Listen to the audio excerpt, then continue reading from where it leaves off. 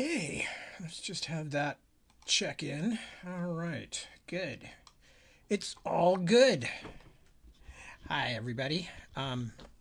Everybody being at this point about 6 or 7 people as they're slowly showing up. Um, Good to see you. I'm Tad. I'm always Tad. That's my curse. I wake up every day and I'm still Tad. Um, there are worse things to be, I suppose. Well, no, I know for a fact there are worse things to be, and I don't vote for any of them. Anyway, so here, let me get rid of that. Okay, good. So I'm going to be here for the next hour. I am going to be reading, and that's pretty much it. If I have anything useful to say, I will say it at the beginning, like now. And but I don't have much that's useful to say, unfortunately. Or fortunately for everybody out there, because as I've been telling people, I'm right in the middle of a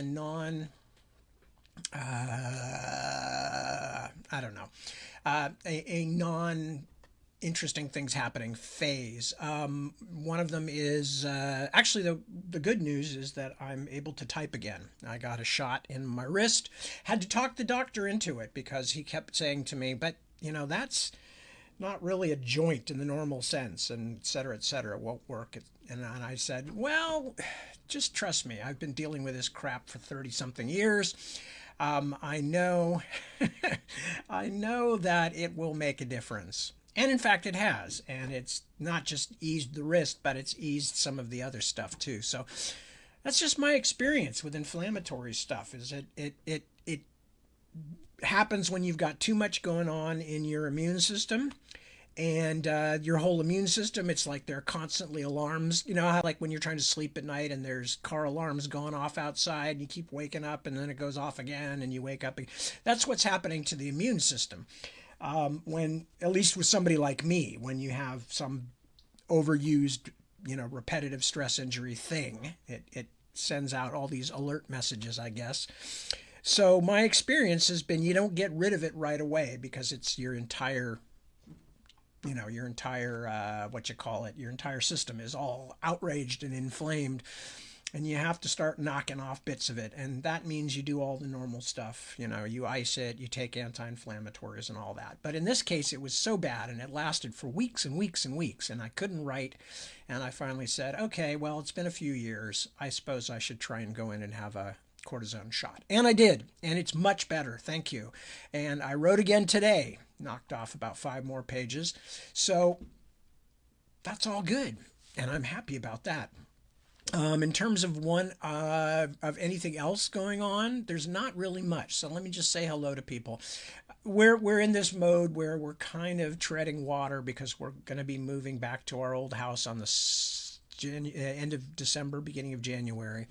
So there's no point in trying to arrange things better around here. So we're just kind of living in the same chaos we've been living in since we moved in whenever that was, May.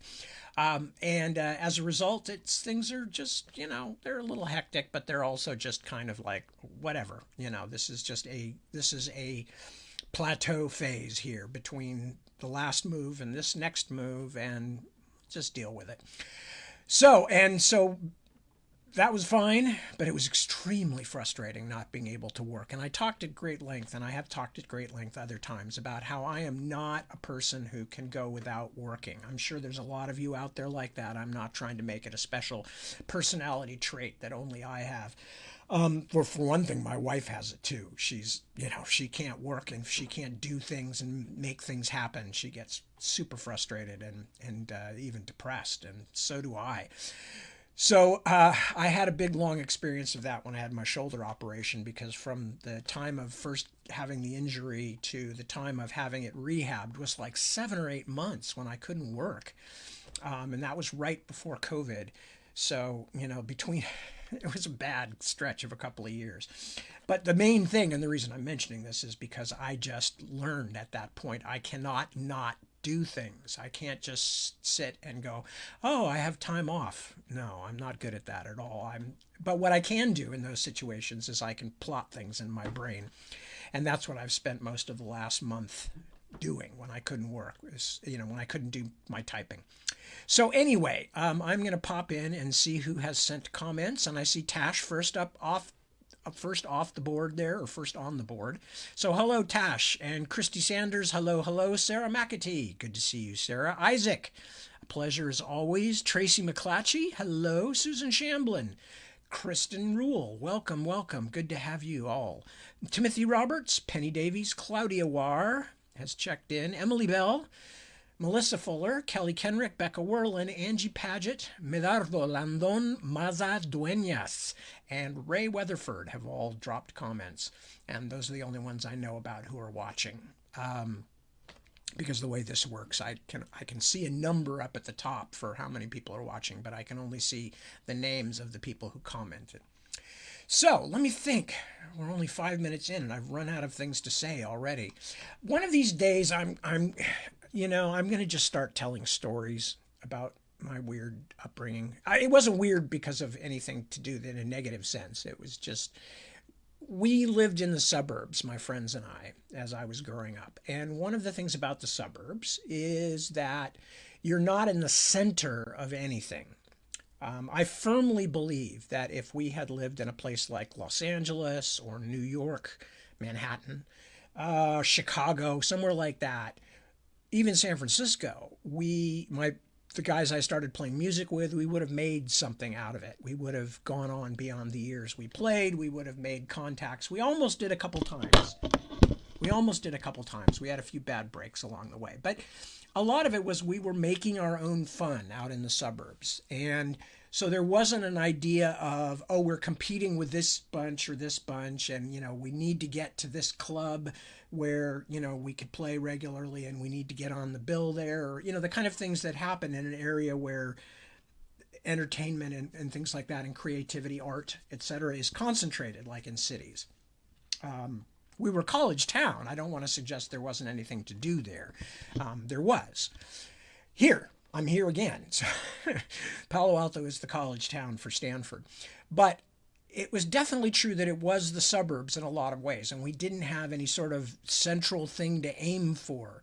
But we were a very creative bunch, and I'm not by any means just talking about me. I'm talking about all the people, including at least one of the people who shows up here every now and then, drops a comment.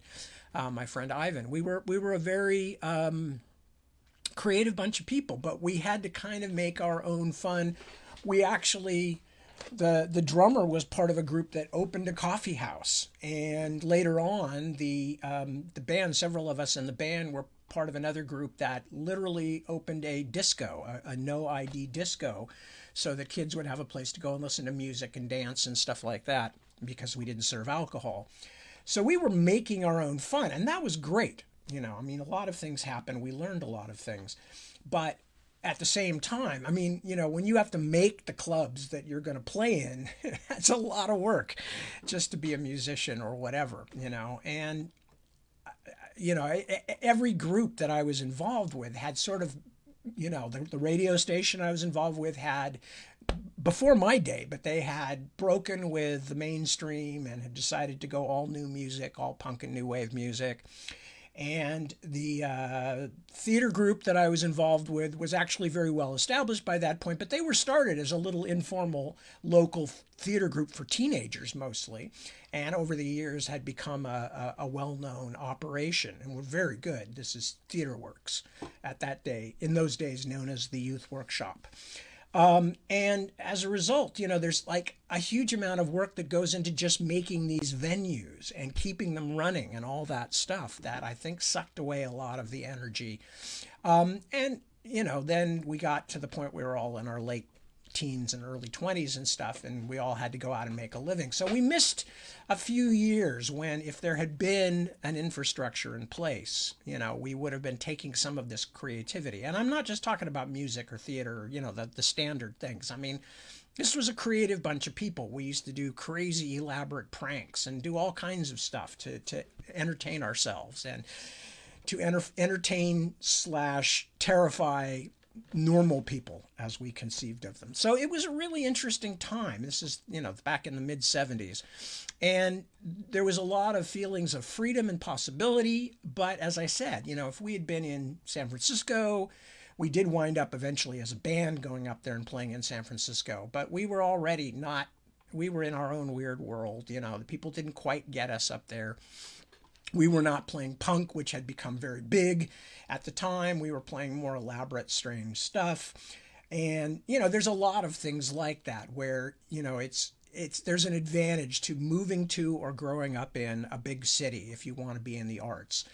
And in fact, because of the confusion that came from all of this and the complexity of trying to keep things together in this less than concentrated environment, one of my biggest struggles when I was in my early 20s was trying to find ways to work with people where they were not always dropping out for one reason or another. And I lost some of my, not love, some of my love, but I became very frustrated by trying to play music when, band members wouldn't show up, or, doing local theater where some people were really good and some people weren't very good, and, all these kinds of things. And so I really concentrated in that time period on my art and my started to write. And I wish now that I had worked more rigorously at my art. I was kind of just following whatever I could do to get a job here or there. So I was doing a lot of signs and illustrations and cartooning and stuff like that, and not really learning my chops in the way that I should have. And writing, I just kind of stumbled into because I had a neighbor who wrote and who was actually quite successful and a very smart guy and a very good writer. But I kept thinking, I don't think he's any more creative than I am. And that's what led me to writing my first book. That and living with cats for the first time, which was a horrifying, shocking experience for a cat virgin like myself. I couldn't figure them out at all. Like what was going on? Couldn't figure it out. But anyway, so I say this not to make excuses for anything. I've been extremely lucky, and I've gone through my working life doing something I love, trying to put enough energy and effort and learning into it to get better at it over time, because that's the whole point. There is nobody who cannot improve, no artist, no writer, no craftsperson who cannot improve.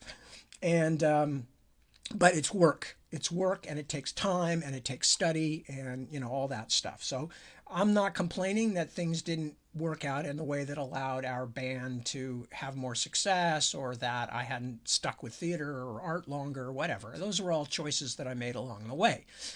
And for many reasons, not all of which had anything to do with the things themselves, but had to do with, things that were going on in my personal life, getting married and, etc. Holding many, many jobs, many not very satisfying jobs in an effort to keep body and soul together and pay the bills and support my wife and I, my ex-wife and I, and in such a way that I could also have some time to work on creative stuff on the side. And writing was the first thing that I was able to make work. And so I immediately, when my publishers, who are still my publishers in America, when my publishers at Daw Books offered me money to write more books, I said, okay, here it is. And this, I was in my maybe mid-20s at the time. And I still could have gone in other directions, but I would have been an idiot not to do that. And the more I write, the more I realize, actually, this is a very good thing for me. This is a very good thing for me, because most of it you do on your own. And I'm a bit of a hermit. I'm a bit insular. I like to just go off and think my own thoughts and do my own work. And I'm even more so that as I've aged. It's become even more of a way that I am.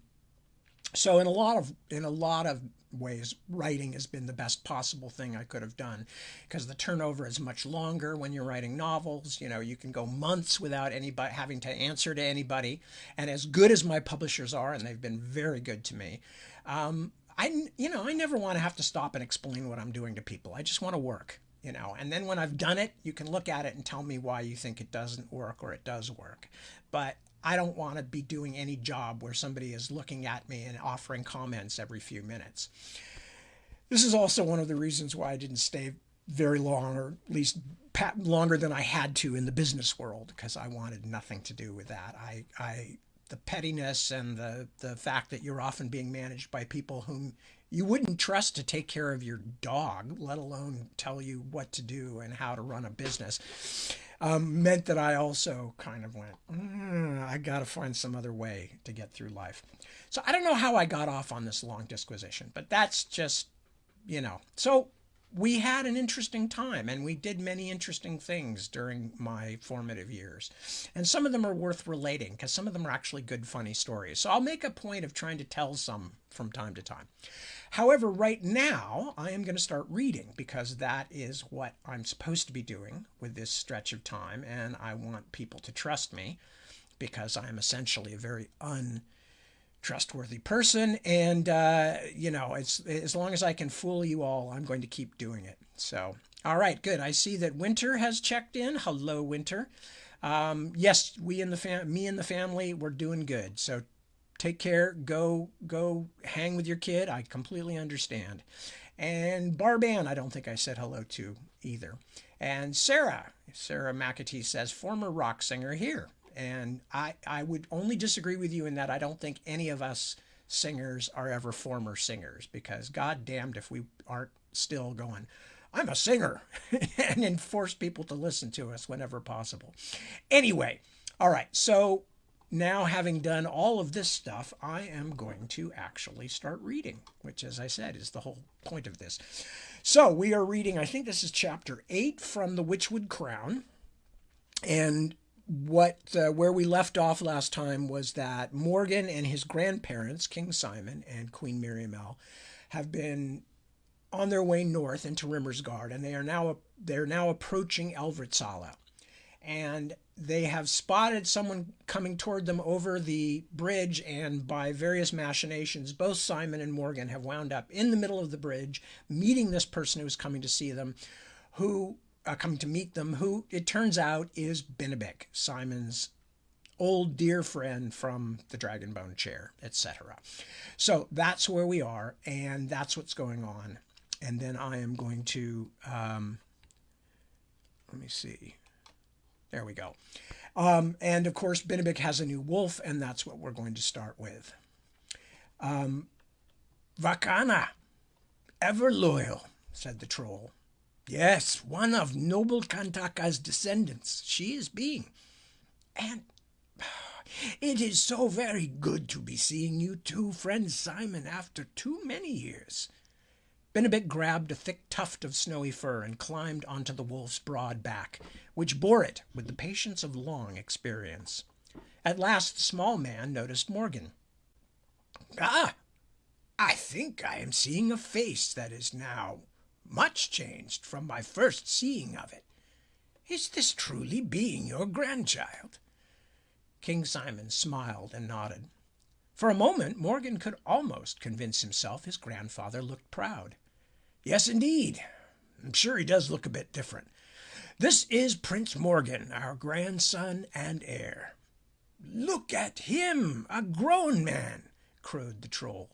As we also say on Mintahok, Hanoaya mo siksik chahunaha. As easily be trying to catch an avalanche in a thimble as to make the seasons stand still. The king turned to his grandson. Morgan, this is Benebik of Ykanuk, my dearest friend. You have not seen him since you were a child more than 10 years ago. Do you remember? Morgan was about to say no, but then a scrap of memory fluttered up, a group of small men and women, and Morgan himself brought to meet them. He had seen dwarves at the court many times, but these had been something different, with dark, serious faces and strange clothes, and they had frightened him. A little, I think. Well, you will meet no better man in all of Ostenard of any height. The king seemed happier than Morgan had seen him in a long while. And your good lady wife, Benebik, she is well, and your child? Both are being well, and both are also being with me, but the girl has been growing from child to woman, and she has brought her Nukapik, her marrying friend. We were all riding here together, the others on their rams, myself on bold Vacana." As he scratched behind the wolf's ears, Benebic's brown face creased into a broad smile surrounded by wrinkles that showed it was a frequent expression for him. "You will see them all tonight, I'm thinking. Well, perhaps not the rams, who will be resting and eating." "And how is his Grimner?" "The Duke is still alive, praise to Seta, our dark mother, but he is very old and his weakness is growing. Still, he will be pleased to see you, friend Simon, so very pleased." At that moment, Morgan was startled again by a screech from somewhere at the other end of the lantern bridge, near the walls of Elvritsala. His horse was startled too, and had to be calmed. "And that, if I am making a good guess," said Benebic, "is the sound of the city's Frostmarch gate being at last opened. Come, Simon King and almost grown Morgan Prince. Is Grimner's son, Grimbrand, and the Duke's subjects have all come out for welcoming you. It was only that I was slipping out first and spoiling their plan. Come." Morgan was quite happy to be out of the cold Frostmarch winds at last and inside the city walls. All of Elvritsala seemed to have lined the streets to see the royal party enter, or at least lined the main road between the gates and the Duke's palace atop the stony hill at the center of the city. People shouted and waved torches and lanterns. Others hung from upper-floor windows, and despite the late hour, all cheered loudly as King Simon and Queen Miriamel rode by, as if the high monarchs had come to make their dying duke well again. No one seemed to recognize Morgan himself, but the prince was not too unhappy about that. He had worked hard to please his grandparents of late, but the last thing he wanted to do was to be dragged into more of the endless rituals and court functions that would fill the next few days. He wanted instead to find Astrian and the rest as soon as possible, then find a place to drink. Some warm, dark refuge hidden away from the numbing boredom of official life. As he observed the mostly fair-skinned citizens of Elvritsala, he noted more than a few young women as tall and comely as anything that even Irchester, capital city of the High Ward, had to offer, many of them with hair as golden as a shiny, unspent coin. He had believed he was weary of northern girls, but suddenly he felt less certain. In fact, Morgan was beginning to look forward to conversing with some of the Duke's young female subjects. "My subjects, too, some day," he thought suddenly, "when I am king." It was a strange but interesting thing to consider. "There you are, my prince!" Sir Porto rode up beside him. The old knight had a scarf wrapped around his throat and lower face, as if he had ridden through a howling blizzard. "It is good to be here, yes? I have not seen the place for many years, not since the days after the siege, when we came this way with Duke Isgrimner." "And I have heard that story so many times I could tell it myself and be no less truthful than you," said Morgan. "More so, probably, since according to Astrian, half your tale is invented and the rest is exaggeration." Porto gave him a hurt look. "The Naban man knows nothing about it, and only seeks to tease me. He was a suckling babe in his mother's arms when I fought the Norns." Morgan grinned. "To be quite honest with you, it's not fighting Norns I want to know about just now, you old villain. Where does one go to find a decent spot for drinking and singing and not having to put up with all the nonsense that my grandparents came for?" Astrian rode up, looking as well turned out as if he had just set forth, instead of having suffered the same long ride as the rest of the company. "My prince! I was afraid you had already gone with your family to the castle." "I'm trying to get Porto to tell me where the good spots in the city are, since he claims to have been here before." "Claims?" Porto lifted himself to his full height in the saddle, which made him look like a stork trying to take off from a chimney nest. I promise you that even after so many years they will not have forgot Porto of Anses Pelopé in the better taverns of the Kopstade. Now we are getting somewhere, said Morgan.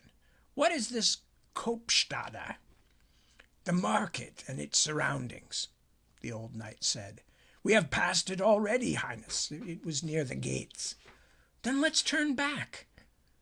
My prince, I think not. Unusually, it was Astrian preaching moderation. Not tonight, at least. You will be expected to partake in at least a few formalities with your grandparents. The old duke, all of that. He waved his hand in a vague way. No! Morgan realized he had almost shouted it. He could feel himself reddening. No! I don't need to watch some old man die. It's none of my business. He's my grandparents' friend. Astrian shrugged. As you wish. But at the very least, Highness, you must find out where you are to be housed before you spend an evening out. Elvritzala Castle is not a small place. You will need to know how to find your way to wherever you will be sleeping. Sleeping? Who wants to sleep? Morgan gave him a bitter look. It is cruel to break my heart this way, Astrian, and I certainly didn't expect it of you. All I want is a tankard of beer and a bit of a laugh. Still, Highness, it was you who warned us, your grandparents who are angry with you. Astrian looked up as Olveris approached, guiding his warhorse through the procession that crowded the wide road. Come help me, my friend, Astrian called to him. I am trying to convince our good prince that this first night, at least, he must appear to honor the king's and queen's wishes. Olveris made a face. Astrian calls for good behavior? We clearly have taken a wrong road and wound up in the land of Fairy. Do not make such a jest, said Porto, alarmed. Not here, in the north, because the fairies are closer and fiercer than you think. In the morning you will be able to see Stormspike Mountain in the distance. As long as it stays distant, said Morgan. It was coincidence, of course, but just as the prince finished speaking, a cold wind blew down the street, whipping the banners on the houses, making Morgan shiver even through his armor and surcoat.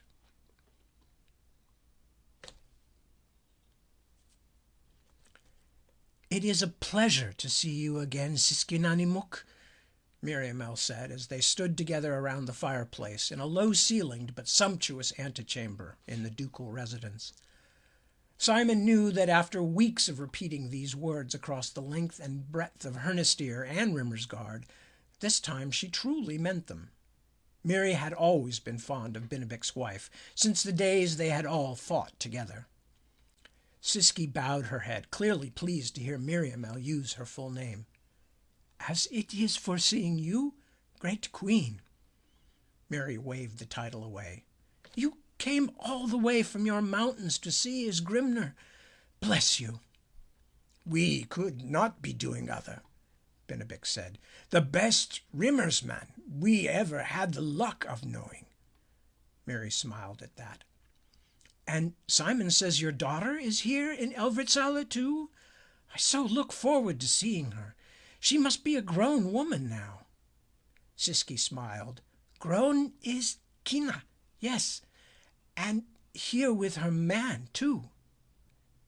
Is she married? Simon asked. Soon, said Benebic.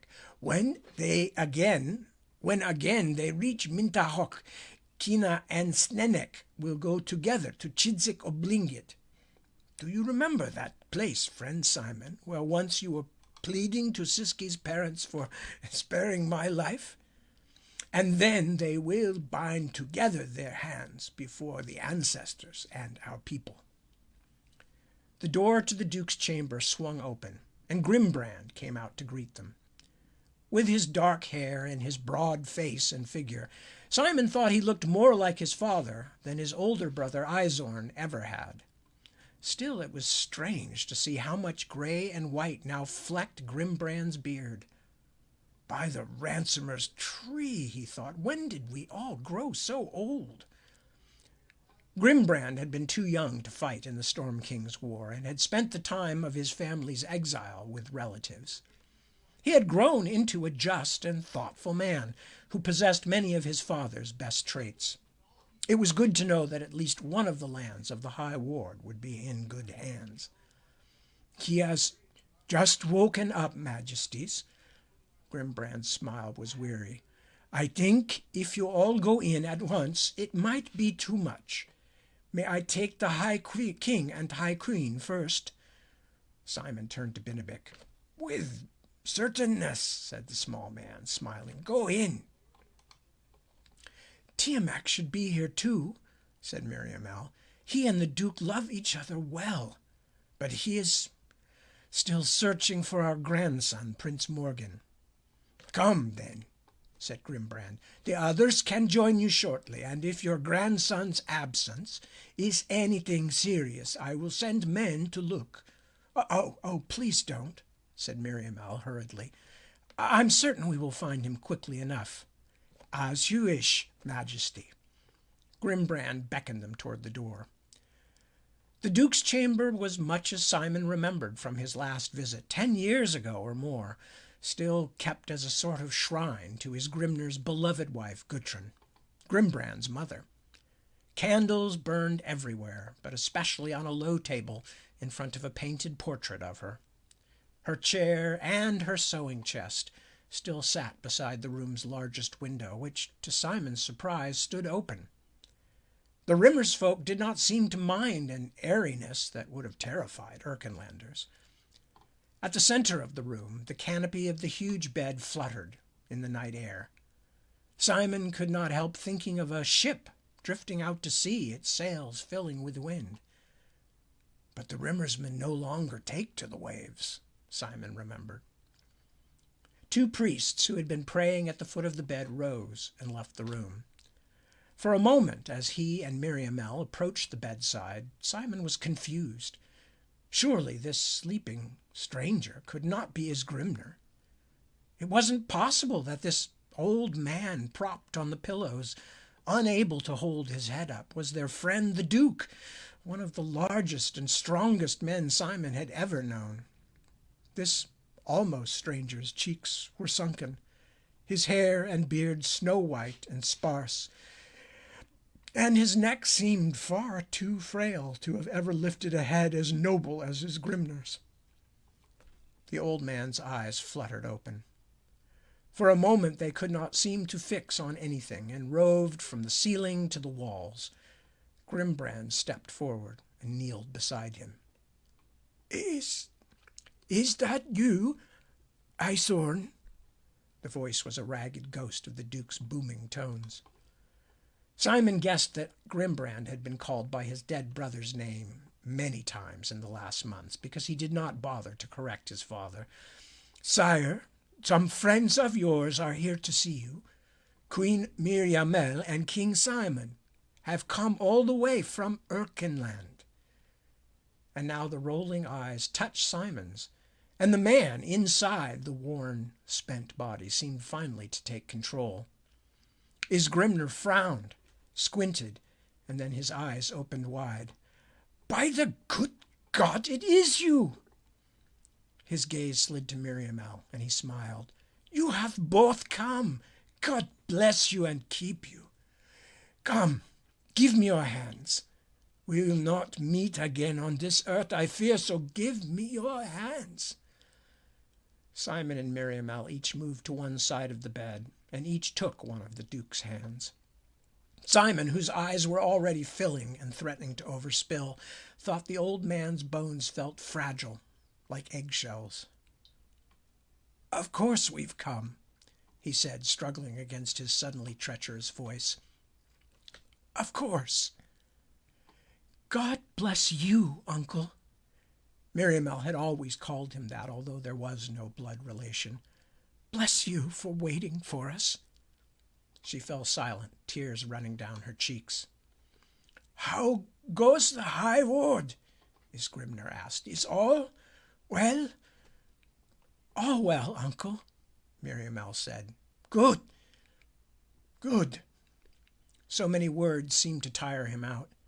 The Duke closed his eyes and for a moment only breathed, his chest rising and falling. And Joshua? Prince Joshua? Is there any word? Simon swallowed. The subject of Miri's uncle, their son John Joshua's namesake, was a painful one. I'm afraid not. We have long searched for him, for his wife Vorsheva and their children, but we can find no trace of them. Isgrimner shook his head. 10 years! No, 20. 20 years? I fear he must be dead after such a long time. Simon squeezed the Duke's hand, but gently, very gently. We will never stop searching. I will not be here to see him found. Isgrimner opened his eyes again. Simon, is that you? Tell me that is truly you. I have so many dreams lately. I scarcely know whether I am awake or not. Yes, it's me, Isgrimner. The same scruffy boy you found on the frost march near St. Hoderin's long, long ago. Isgrimner smiled a little. Scruffy! You rate yourself too high. I remember you as skinny and frightened as a wet cat. His laugh became a cough, but he waved his hand to reassure them. No, I am all right. The cough is nothing. It is the weight on my chest that is getting more difficult to bear. He let his head sag back into the pillows. Simon, good boy. No, I forget myself. You are king. High king. Do you forget his wife? Asked Miriamel, but in a tone of gentle mockery. Never, my queen. Isgrimner's hand tightened on Simon's. I ask you a favor. I ask you both. You must promise me. Simon did not have to look at his wife to know what to answer. He used his free arms to wipe the tears from his cheeks. Anything, Duke Isgrimner. We owe you more than we could ever repay, as do all the kingdoms of men. Gutrin and I were godparents to Prince Joshua's children. With Joshua and Vorsheva both gone, I fear for those children. They would no longer be children, Simon said gently. They were born the year the Storm King was defeated. Even so. Isgrimner's reedy voice took on something of its infamous growl. Is it your habit to travel so far just to interrupt a dying man? It was hard not to smile. Sorry, my Lord Duke. What would you have us do? Find them. If you cannot find their parents, find the children. Do for them what Gutrin and I were promised to do but failed. Find them and keep them safe.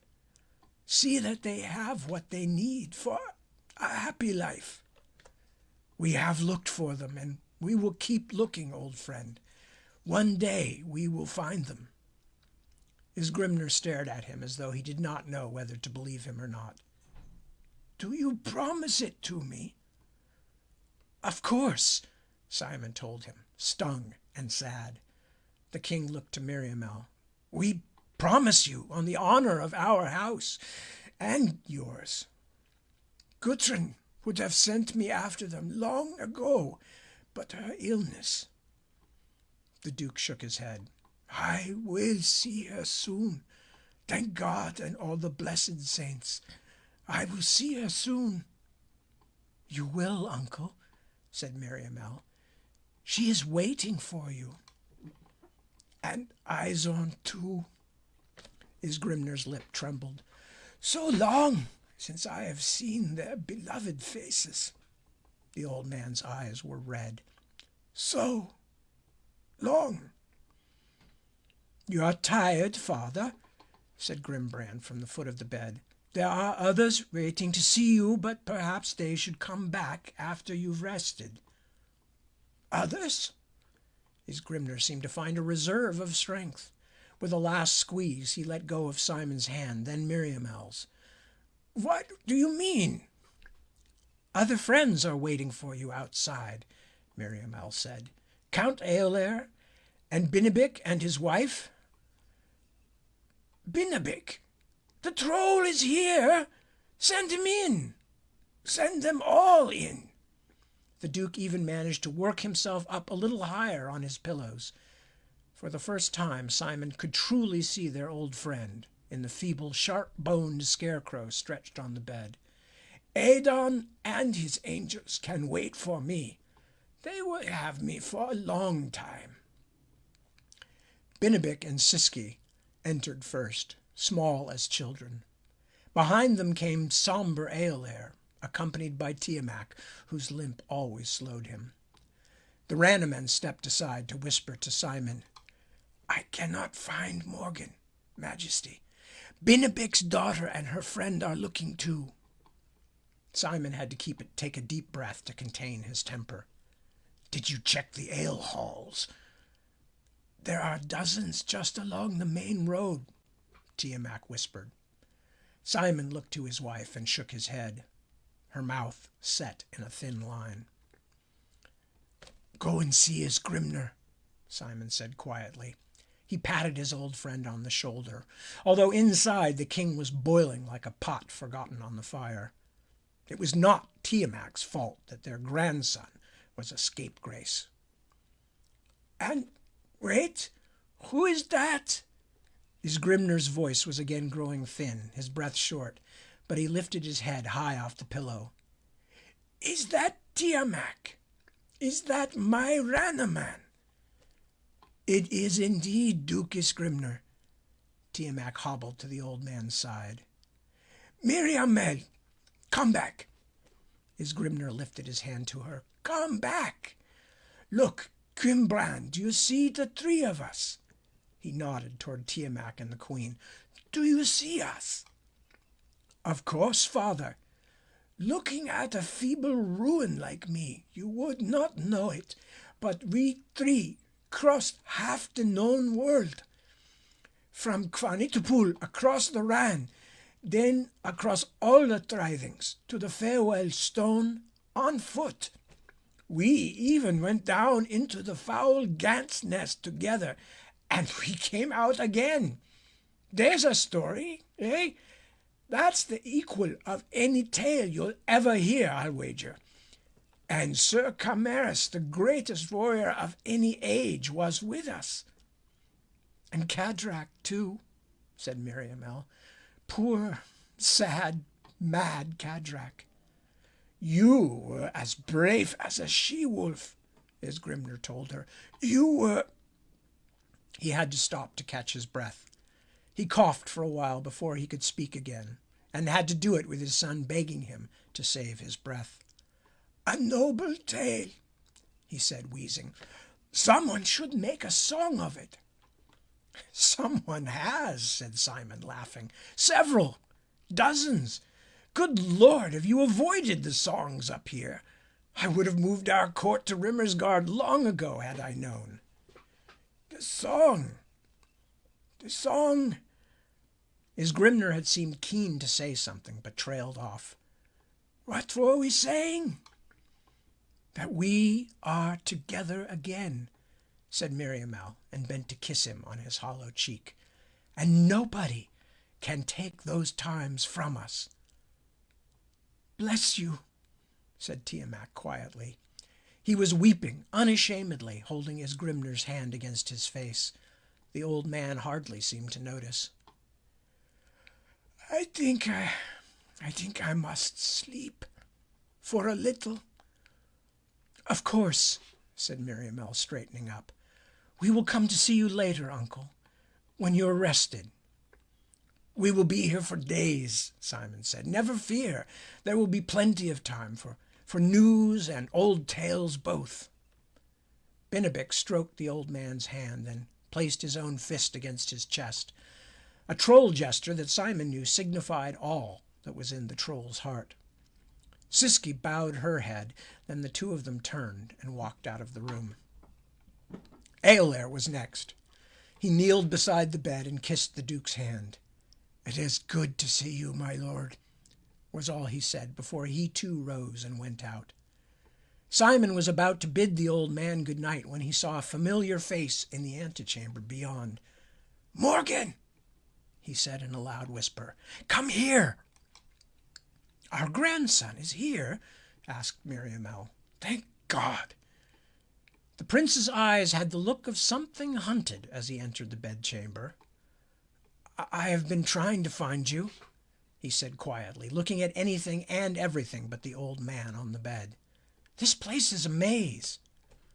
"This place, or the Kopstade?" Simon fought down his unhappiness. "Just come here." Isgrimner's eyelids had been sagging, but as Simon bent and kissed him on the cheek, he opened them again. "Simon, lad, is that you? Are you truly a king, or did I dream all that?" He seemed to fight a little for breath. "I have so many dreams, and it all mixes together."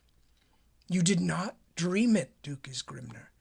And Miriamele and I rule in large part because of you, your son Izorn, and a few other noble souls. And now I want you to meet the heir to the high throne, Prince Morgan. I hope you will give him your blessing." "Prince Morgan?" Isgrimner looked surprised. "You brought an infant all this way?" "No, look, uncle," said Miriamele. "He is grown now." "Kneel down, boy," Simon whispered to the prince. "Take his hand." Morgan looked as though he would rather be almost anywhere else in the world than this draughty bedchamber, but he reached out and enfolded the Duke's crabbed, bony hand. For a moment Isgrimner only stared at the ceiling, but then he seemed to come back to himself and looked searchingly at the air where he knelt beside the bed. "Bless you, young man," the Duke said. "Do as God would have you do, and you cannot help but succeed. Listen carefully to your mother and father." Morgan looked to his grandfather in confusion, but Simon shook his head to silence him. "Thank you, Isgrimner," the king said. "We've done our best to make him ready." "I'm sure you've done very well," said Isgrimner. "He's a fine young man." But the old Duke's eyes had fallen closed again. "Bless you, son," he said, his voice faint and weary. His fingers released the prince's hand. "May Osiris and the saints watch over you and keep you safe." "You are tired, Isgrimner." Simon nodded to Morgan, who sprang up as though released from a trap. "We will go now and let you rest. We have only just arrived. There will be time to talk again later." Isgrimner's eyes half opened, looking first on Simon, then Miriamele. "Don't forget what you told me," he said with surprising intensity. "Don't forget our godchildren, Deanoth and Dara. It was my last promise to Gutrin, and I could not look her in the eye when we meet again unless I know you will work to repair my failure." "We won't forget, uncle," said Miriamele. "We will never forget." "Good." He closed his eyes again. "Good. All is good." When they could see he was sleeping, they left him, with Grimbrand still sitting at his father's bedside. The two priests had reappeared as if by magic, and were again kneeling at the foot of the bed, murmuring the words of the exequies. Simon did not know what time it was, only that the midnight bells had rung long ago, drawing him up from sleep for a moment. He thought he had been having the dream of burning that had troubled him so many nights in the last months, but all he could remember for certain was a face made of smoke, a face that alternately wept and laughed and spoke to him in a tongue he had never heard. "Who's there?" He sat up, feeling for the dagger he kept at his bedside, but then remembered he was not in his own bed, not even in his own country. "Who is it?" "Only me," Majesty, Tiamat." The little man came farther into the room. "You heard me speaking to the guards. Is the queen asleep?" Simon looked at Miriamel, who lay sprawled in the covers like an exhausted swimmer. "She is. Should I wake her?" "I leave it to you, Majesty, Simon. But I have news." For the first time, Simon realized there was something strange about Tiamat's voice. "What news?" But Tiamat had been crying again, and Simon thought he knew. "Duke Isgrimner, that good old man, he died an hour ago. His son has just told me. Forgive me for disturbing you, but I thought you would want to know. I thank she who waits to take all back that we were in time to see him once more." Tiamat went out. Simon looked at his sleeping wife. Suddenly the weight of the great old castle around him, of Rimmersgard itself, foreign and yet a part of him, as well as the expectations and fears of all their subjects in all the lands, seemed like a weight too heavy to bear. Even with Miriamel only inches away, Simon felt more lonely than he had felt in many years. He wondered if he would ever sleep well again this side of the grave. Perhaps those who had gone on, like Isgrimner, were to be envied after all. And before I start the next chapter... Okay, and there's Rook, who just dropped in to send some drive-by love. Thank you, my dear. A pleasure, as always, to see your name and face and virtual presence. Anyway, okay, so back to the book, because we've got about 10 minutes left. There we go. Chapter 9, Heart of the Kinswood. Lord Chancellor Passavalis had spent most of his morning listening to a group of fat, wealthy merchants complaining about Countess Ysola of Perdruin and her attempts to wrest control of shipping in Erkenlandish waters back from the Northern Alliance. To hear the merchants speak, the lady was part demon, part pirate, and the worst parts of both. He had done everything he could to mollify these men, but what they really seemed to want was to complain, as they had been doing for a long time, and clearly intended to continue doing. Passavalis was trying to look interested, whatever mayhem he might have been privately contemplating, when the messenger from the Nerla gatehouse found him. The merchants didn't stop talking, even when Passavalis leaned aside to listen to the guardsmen, and might not have noticed his divided attention if he had not loudly interrupted them. "I'm sorry, my lords, but something very important has come up. I must leave you, but I promise that your concerns will all be relayed to the king and queen." "We do not merely want our concerns relayed, Lord Chancellor," said the fattest merchant of all, Baron Tostig, who had brought his title from a distressed landowner with the profits of a lucrative trade in wool and hides. "We want the High Throne to do something." "And so the High Throne shall, I'm sure, but not before the king and queen return to Erkenland." It was hard to keep patience with men like these, creatures intent only on their own ledger books and never on any larger issues. But Passavalis had been well schooled in patience long before he had agreed to act as Hand of the Throne while Count Eolair travelled with the king and queen. "But I told you the truth, my lords. I am needed. Father Wibert, will you show the gentlemen out?" As the secretary rounded up the herd of merchants, most of them still bitterly advertising their grievances, Passavalis hurried to find his cloak.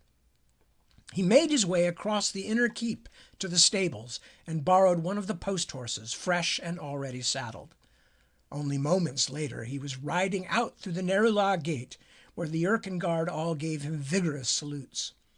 The Chancellor was well liked by the guardsmen, who knew he had taken their side when Duke Osric, the Lord Constable, would have reduced their numbers.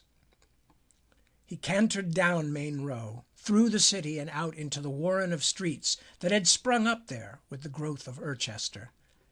He could not help being impressed by the way the place had changed just during his time at the Hayholt. 20 years earlier, Irchester had ended at the city walls, but today it sprawled far beyond them, with buildings both ramshackle and surprisingly well made, standing shoulder to shoulder all across Swertcliffe, although most of the roads were little more than well-worn tracks, still muddy from the winter rains. When Passavales had arrived some years after the Storm King's War, no more than 10,000 people had lived in the castle and town, despite it being the capital of all Ostenard. He felt sure that today there must be at least 5 times that many. Some day, in the not-too-distant future, the new residents outside the city proper would demand the protection of their own wall. The only place in the outer city where houses were not squeezed higgledy-piggledy along the walls like mushrooms was on the western side, where the royal forest called the Kinswood lay stretched like a sleeping beast. It was becoming harder every year to keep the forest safe from Irchester's growing population, not just to keep a few deer for the king's and queen's table, but to prevent the wholesale cutting of trees for timber, since the Kinswood was a great deal closer than the mighty Aldhort. Only the previous autumn the king and queen had been compelled to double the number of royal foresters, and even so King Simon hadn't liked it much. "But what if a man is starving?" Simon had asked. "Should he be hung for trapping a hare?" "If starving men know they can find a meal in the royal forest," the queen had told him, "then there will soon be no hare in the forest, or deer, or boar, or anything." The king and queen made an interesting pair, Passavales thought, seemingly as different as husband and wife could be. Simon was proud of his lowly birth and upbringing, and if given his way would have spent most of his time in the stables or the kitchens, gossiping with the servants. But the queen had been born to the old royal house and was comfortable with most of the privileges of wealth and noble blood. She was also very fierce about protecting what she felt was right. When she sat in judgment, she was fair-minded, but in no way the soft touch for a sad story that her husband was. Once he was beyond the outermost neighborhoods of Irchester, Passavales guided his mount off the Kinswood Road and down into the trees.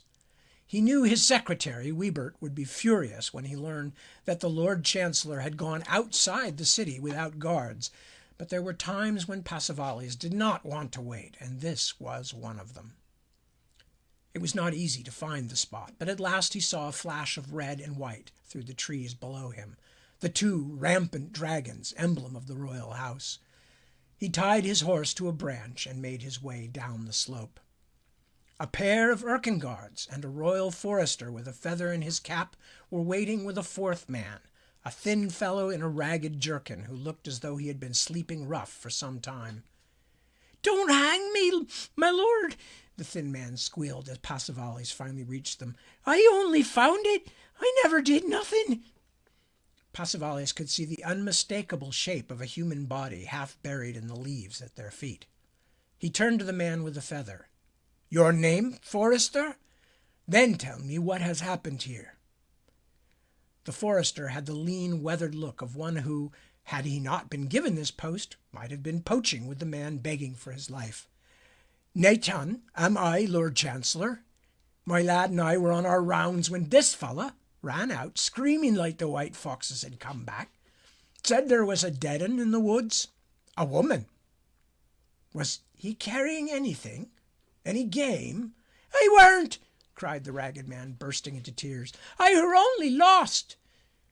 Passavales knew better, but he waited for the forester's reply. "No, lord, his hands were empty. His bag, too." The steward turned to the weeping man. "And what is your name? Be truthful, or I will know it, and things will go hard for you." "Draken, lord, but I done nothing wrong. I swear on Saint Sutrin's holy name." Passavales shook his head. "You may go, but I hope I never hear your name again, Dragon. And if you are caught in the royal forest again, Well, you may wish we had hanged you. The ragged man got to his feet with many cries of gratitude, then ran back up the hill toward Irchester. By the way, I'm just going to read for another few paragraphs, so it may take me a minute or so past the top of the hour. The ragged man got to his feet with many cries of gratitude, then ran back up the hill toward Irchester. The Erkin guards watched him go, with the sulky expressions of dogs denied a chase. Begging your pardon, Lord, but you know he was in these woods for only one thing, said the forester, Nathan. Of course, but if we'd beaten him, he'd be back in a few nights. As it is, he has told me his name. That will give him pause a bit longer. Passavalis stepped closer to the body, then sank to his knees beside it. So he brought you to see this. Then what happened? I sent my boy to fetch the guards. And we sent a messenger to you, Lord Chancellor, said one of the Erkin guardsmen, almost proudly. Fine. You all did as you should. He leaned closer, brushing away the damp leaves that clung to the body. He could see a little less than half the face, but that was strange enough, thin and high-boned and less pale than he would have imagined. What was stranger was that he could see no other sign of decay, despite the body likely having been in place for days, at least by the amount of forest debris that covered it. The corpse looked to be a woman's. I don't see any sign of what he began, then the royal forester jumped and swore behind him. That I, he said. Twitch it? I saw it. He took a few stumbling steps back. Don't be foolish, Passavalis began. Then he saw it too, the faintest tremor in the exposed eyelid. His heart jumped a little in his chest. Merciful Aidan, I apologize. You are right. And I think we're going to stop there. Because otherwise we have to go on and on and on with various complicated things. So we're going to stop there. I will be starting again next Sunday at 1 a.m. Pacific Standard Time. So if you are able to join me, I hope you will. I will be here. I will be still reading because that's something I can do. I hope you're enjoying it. I am always enjoying getting a chance to hang out online with you folks. And so take good care of yourselves in the ensuing week, in the week ahead, in la semana próxima. And I will do my best too. Take care of your friends, family, loved ones, everybody that you can help out, because that's how we're all going to get through everything, is together. It's one of the strengths of Homo sapiens, is that we are a communal group, and we work with each other, and we share information, and we do all kinds of smart, interesting things when we work together. So, with no further ado, I say one more time, thank you for joining me. I will see you next week. Peace, and have fun. Bye.